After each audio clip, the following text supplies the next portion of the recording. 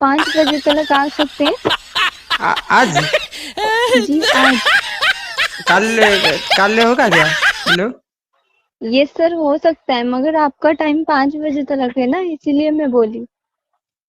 5 बजे? आज आज 5 बजे कौन जो मुझे कौन आई उड़िया जो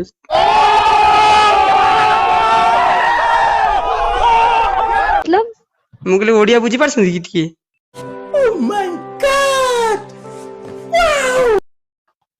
नहीं सर, आप कौन सी लैंग्वेज में बोल रहे हैं, मुझे समझ में नहीं आ रहा है।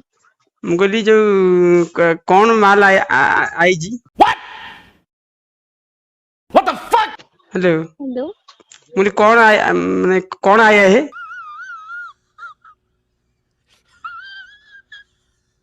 आपका मोटर गाड़ी आया हुआ है। आपको हाँ 5 बजे दोलमुंडी में आना है सर।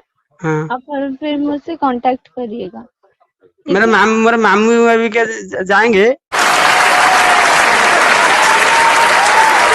नंबर आप दे देंगे, मामू आनेंगे जो है, मामू आनी पारिबे?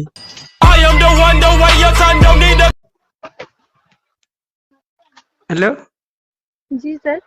मुगली मेरा नंबर मामू के पास भेज देंगे, आपका नंबर मामू के जी साथ बातचीत करके मामू आनी पारिबे?